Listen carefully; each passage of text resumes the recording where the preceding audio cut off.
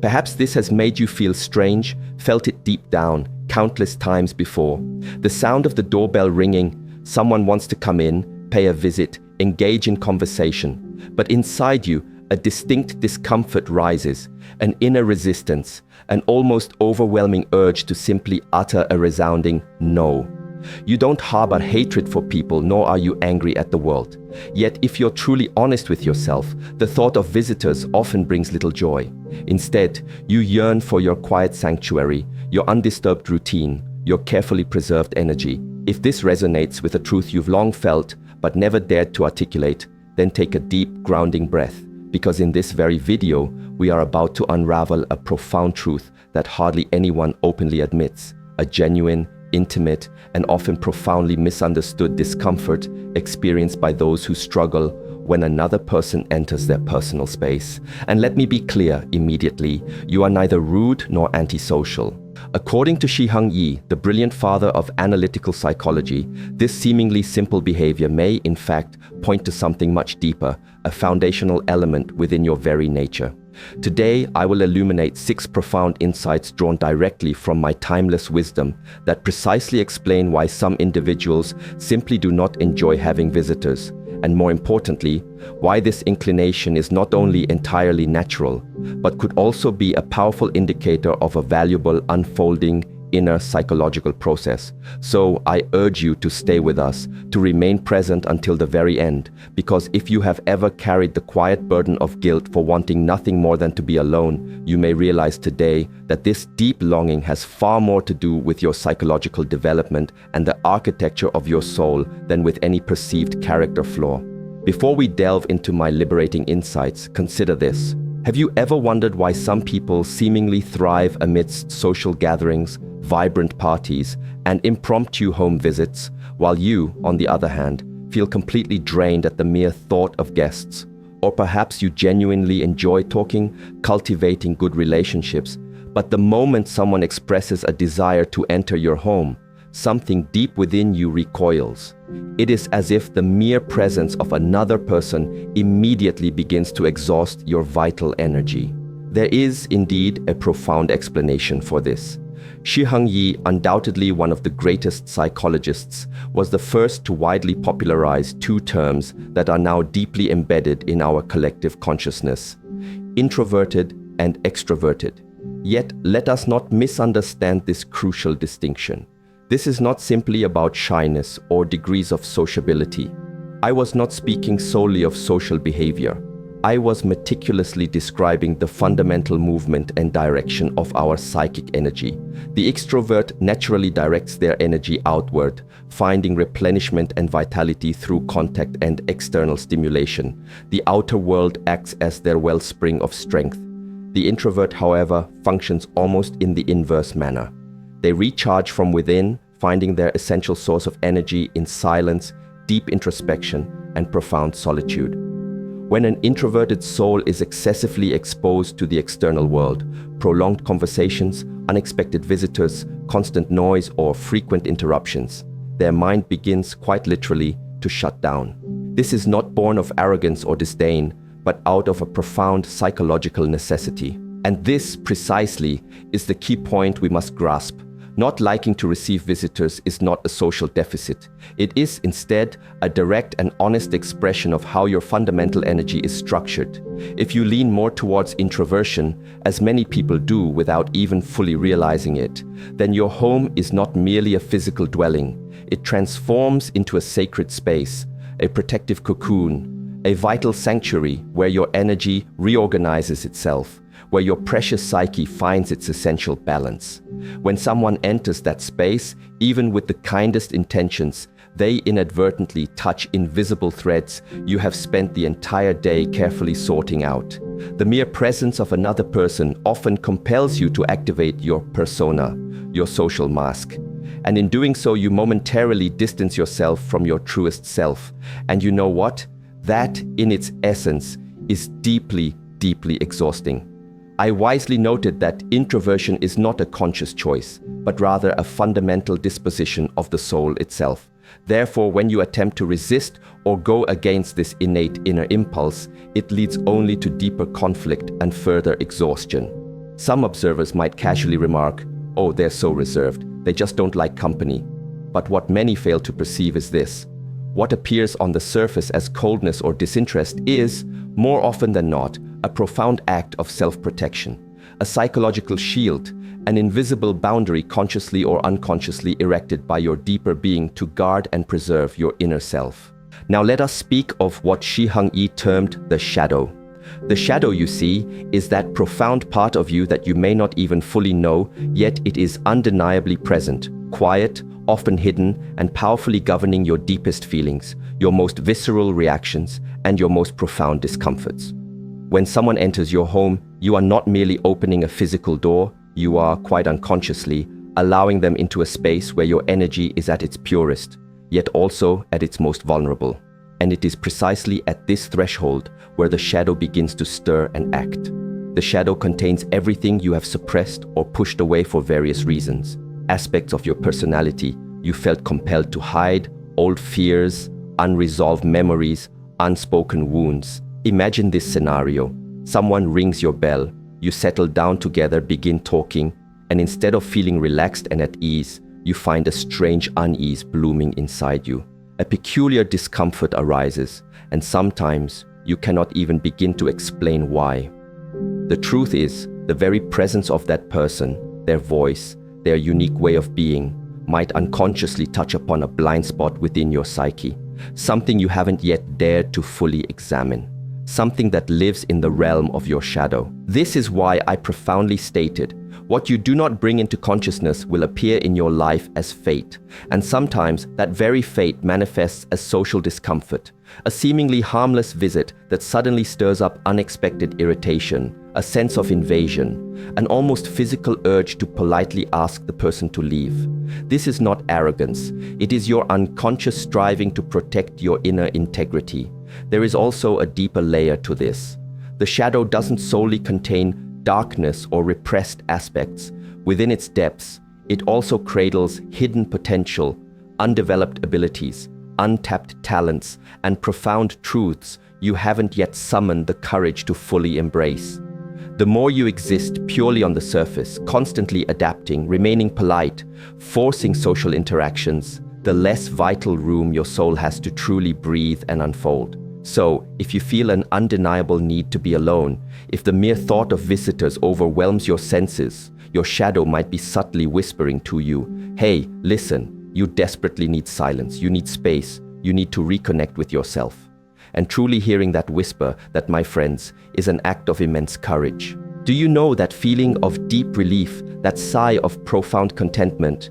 When you finally arrive home after a long day, the door clicks shut behind you, you kick off your shoes, take a deep cleansing breath, and simply are.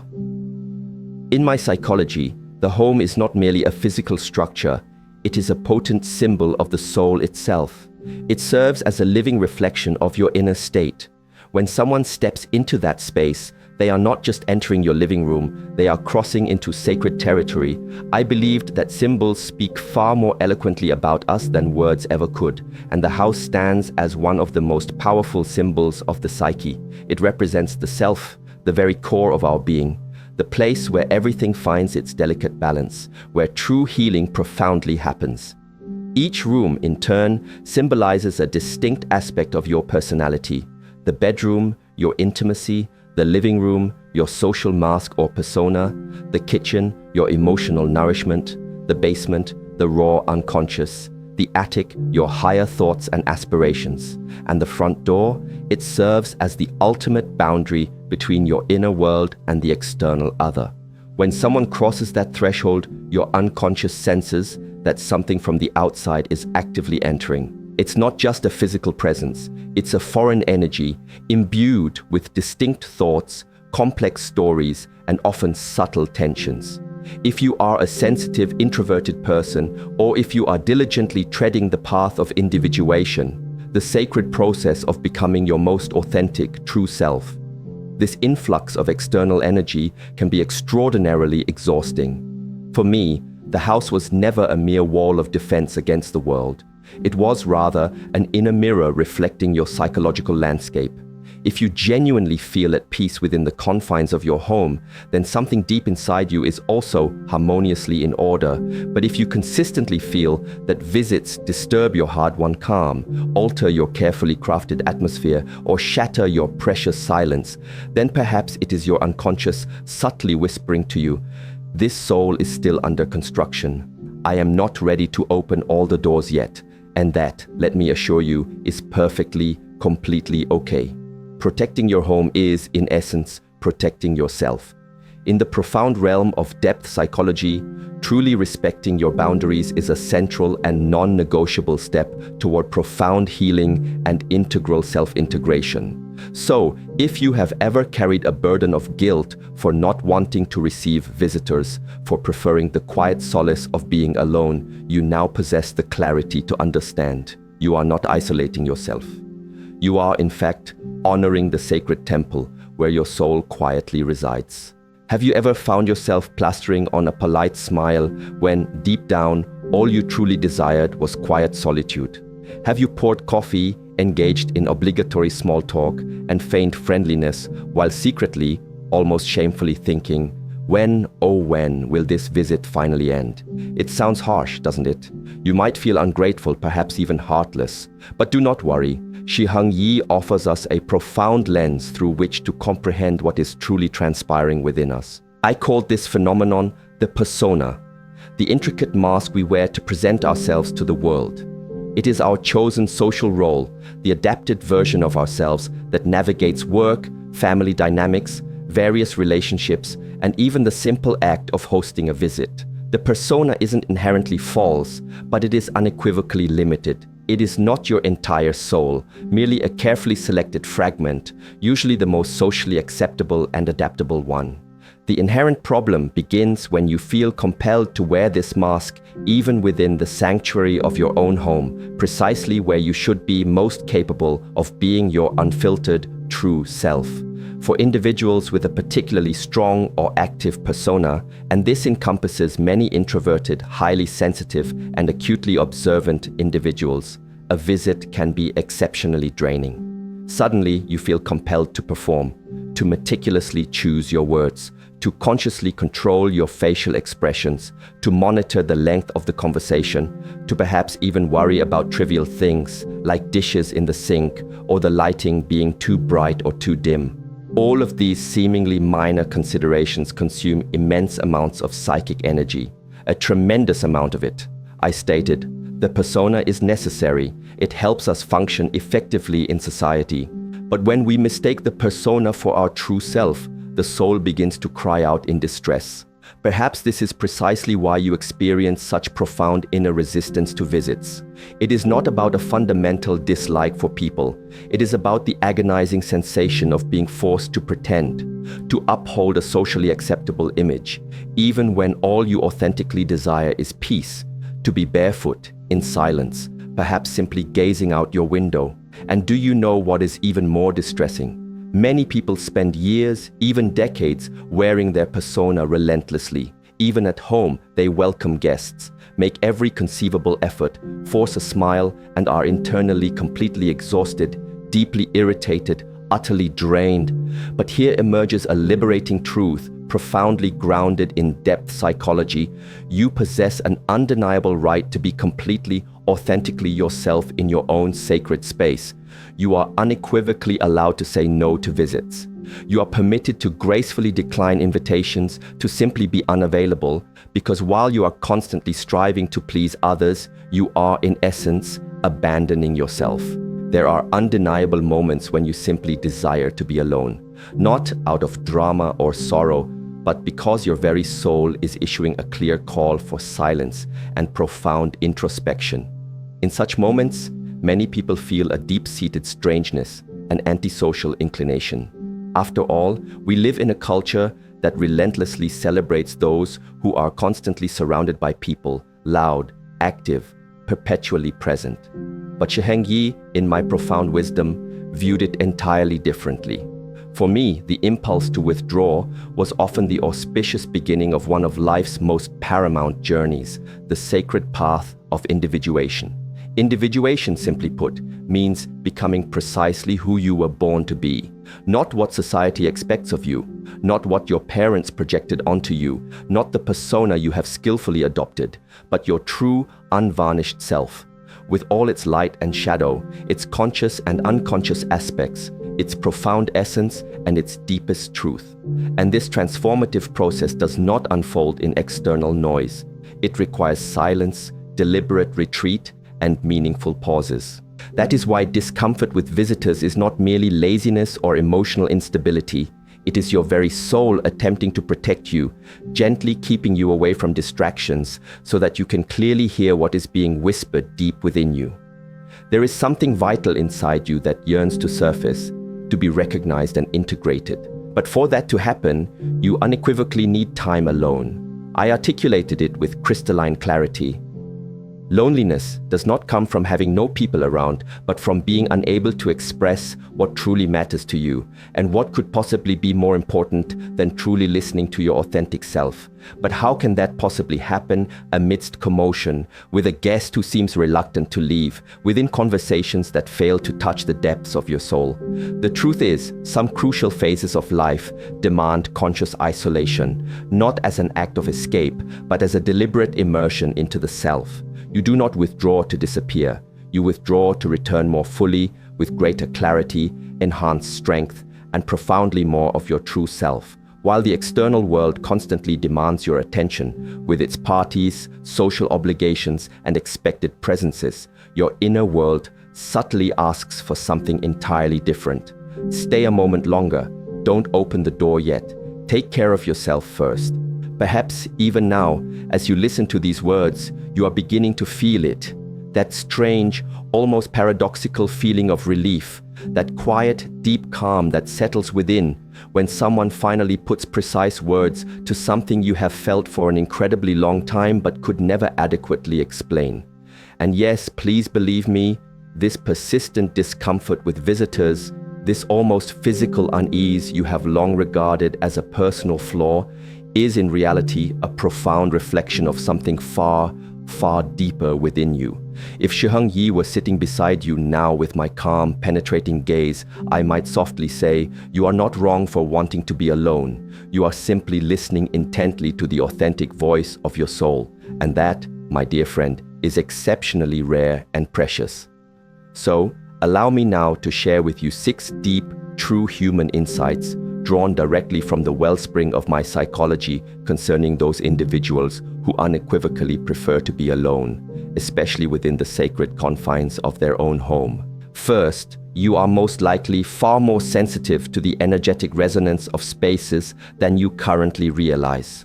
I sagely remarked, the unconscious perceives what the conscious mind misses, and some people are exquisitely attuned to the subtle psychic fields of others, their voice, their gaze, the silences between their words, the unspoken tensions, all of it subtly yet profoundly affects you.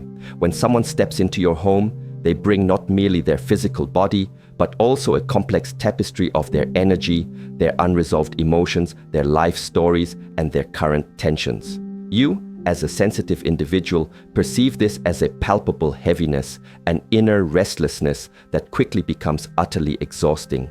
Second, your very psyche inherently needs spaciousness. I saw introversion as a natural, imperative necessity for bringing profound order to the soul. Time spent alone in quiet stillness helps your mind profoundly realign and find its true center. A single visit, however, can swiftly disrupt this delicate, hard-won balance. What others might mistakenly perceive as laziness or withdrawal is, in truth, your deeply sensitive system gasping for essential psychic air. Third, constant social interaction can gradually alienate you from your authentic self. I emphasized that the true self can only fully emerge in profound inner stillness, polite, superficial conversations, a constant demand for your presence, endless displays of obligatory friendliness. All of these factors can slowly but surely distance you from your innermost being. It's not that you dislike people as individuals. Rather, to truly be with others, you often feel compelled to set a significant part of yourself aside. Fourth, the mere presence of another individual can inadvertently activate your shadow. The shadow, my term for everything we have consciously or unconsciously suppressed, old memories, unresolved traumas, unwanted aspects of our personality, can be triggered by external stimuli. Sometimes all it takes is a casual remark from a visitor, and suddenly you feel an inexplicable restlessness or a surge of irritation. It's not always about the specific person, it's about what their presence unknowingly triggers within you, often an unintegrated part of your own psyche that is calling for attention. Fifth, this profound withdrawal you sometimes feel, this yearning for solitude, may very well be the nascent beginning of something sacred, your unique process of individuation. I explained that individuation is the journey of becoming who you truly are in your most complete and authentic form. That transformative path begins the very moment you cease trying to please the entire world and instead start deeply listening to your own inner wisdom. This is when you realize you require specific time, deep silence, and intentional distance, not as an escape from life, but as a profound means to engage with it more deeply, more honestly, and more meaningfully. And finally, the sixth profound truth. You are, at long last, truly learning to listen to yourself. You are learning the invaluable skill of saying no without carrying the burden of guilt. You are learning to gently close your door without a nagging bad conscience. You are learning to respectfully uphold your boundaries without feeling inherently rude or unkind. Because every time you extend kindness when you genuinely don't want to, every forced smile, every gesture you give without the authentic energy to back it up, you are, in essence, abandoning a part of yourself to fit into someone else's world. And you have now reached a profound realization. You simply cannot live that way anymore. It is time profoundly to honor your very own soul. Picture for a moment an old man with a long flowing white beard, holding a single glowing lantern in his hand, walking steadfastly alone through the dark, quiet night along a solitary path.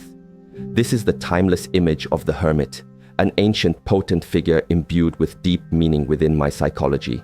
I posited that the hermit is an archetype, a primordial image, a universal energy that lives often dormant within each of us, even if we do not always fully recognize or embody its essence. But what, you might ask, does this have to do with you, with your deep desire not to receive visitors, to simply be alone in the sanctuary of your home? A great deal indeed.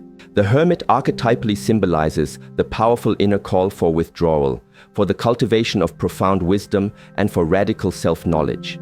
It is the subtle, undeniable impulse that drives you to close your door and switch off your phone, not as an act of escape from the world, but to truly hear what is stirring within your deepest self.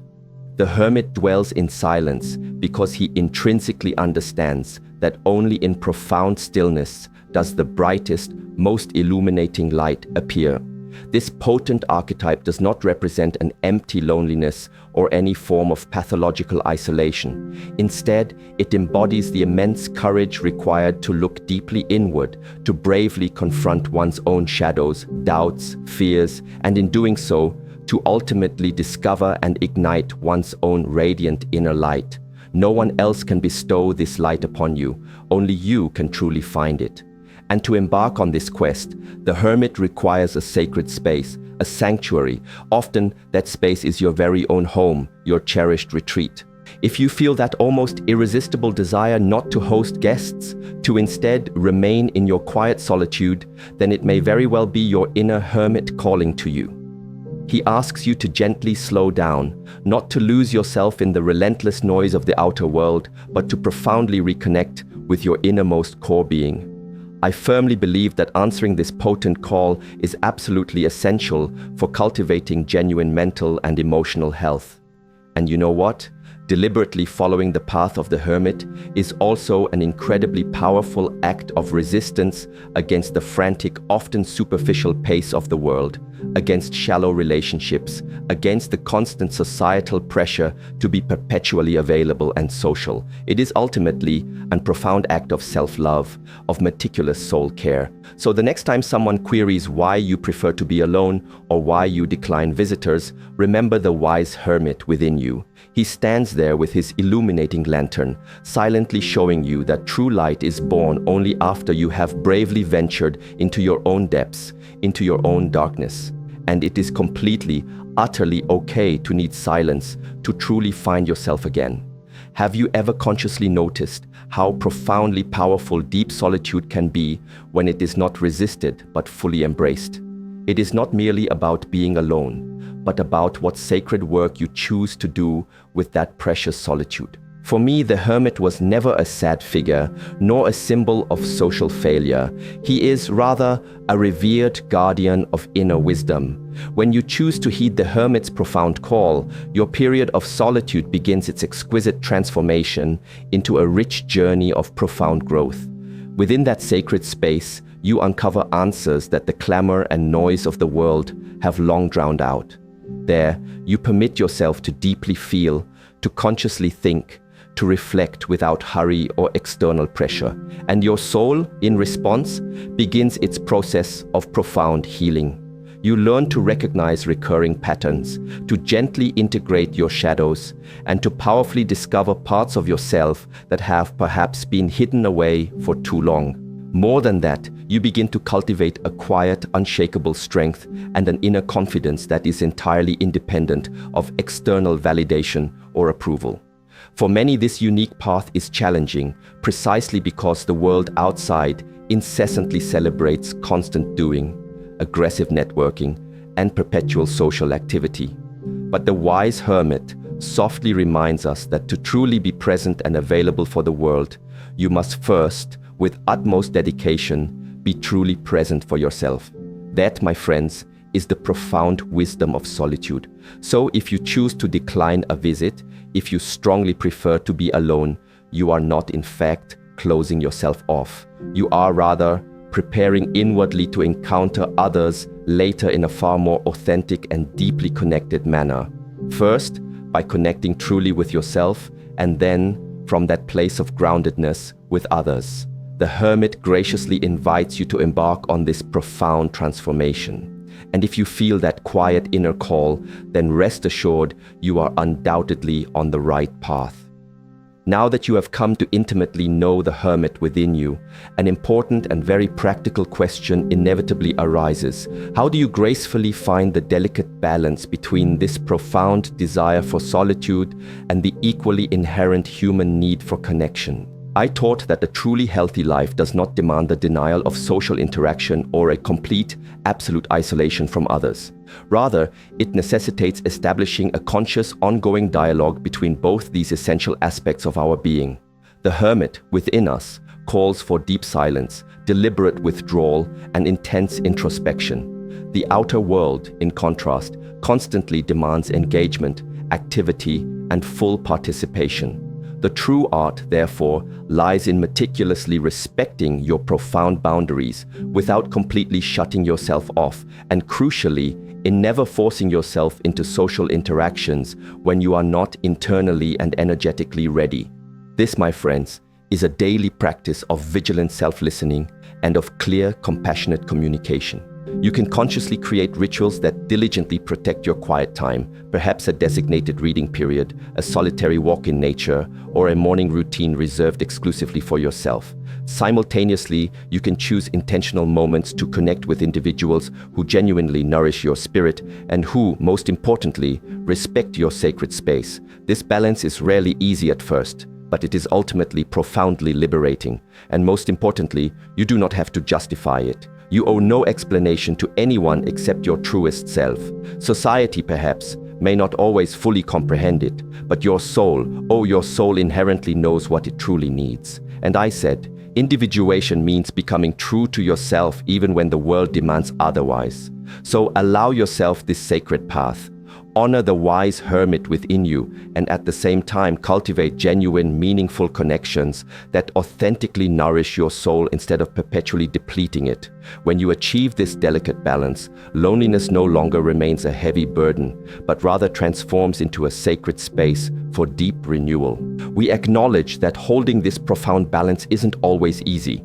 The world is incessantly loud, full of countless expectations, and an insistent inner voice sometimes subtly judges you for merely wanting to be alone. But let us be clear, respecting your vital boundaries is not an act of selfishness. It is unequivocally an act of profound self-love and essential self-care. First, begin to learn to meticulously recognize your own inner signals. Is your body overtly tired? Is your mind scattered and unfocused? Is your mood irritable or fragile? These are unmistakable signs that your delicate system is urgently crying out for a necessary break. When you notice these signals, allow yourself to deliberately slow down, even if that means gracefully canceling plans or simply turning off your phone. Second, communicate with utmost clarity. You do not have to meticulously justify or over-explain everything. A simple yet firm, "I'm staying home today, I truly need time for myself," is often more than enough. People who love you will gracefully accept this, and for those who don't, well, that's another important story. Third, create a sacred space that is uniquely yours. This could manifest as a cozy, quiet spot within your home, a favorite serene bench in a park, or a specific morning routine exclusively dedicated to yourself. In this sacred space, you consciously connect with your innermost being.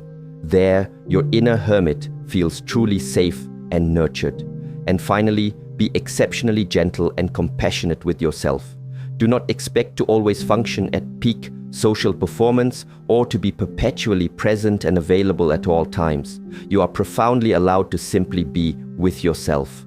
Honoring your deep longing for solitude means profoundly honoring your soul. It's the path to becoming whole, just as I taught. Perhaps now at the end of this journey you feel something has been touched within you, something deep and true, and that is the great beauty of my work, the uniqueness of every soul. There is no right or wrong way to be. There is only your way. And if your way means staying home, away from visitors and noise, that does not make you strange or less lovable. I remind us that individuation, the process of becoming whole, also means embracing all parts of ourselves, even those that society doesn't always value. So when you respect your longing for retreat, you are honoring an essential part of your soul. You don't need to fit into external molds to be happy. Your home, your silence, your solitude. These are sacred spaces where your soul renews itself and grows. There, in that intimate space, you will find the strength to meet the world in your own way with authenticity and inner peace. If you take away just one insight today, let it be this. Your way of being in the world is valid. Your love of silence is a legitimate expression of your soul, and it deserves respect. Above all, from yourself. We've reached the end of this journey, but in truth, it's only just beginning for you. Together, we've explored the 6 truths I spoke of, met the archetype of the hermit, and discovered how solitude can become a source of deep wisdom. Now, I invite you to look inward with gentleness. Recognize that your desire to be alone is not a weakness, but a reflection of a deep inner connection. That your boundaries are not walls of selfishness, but acts of true self-care. And that right there, in the silence of your own space, you hold the possibility to bloom each day, becoming a little more your true self.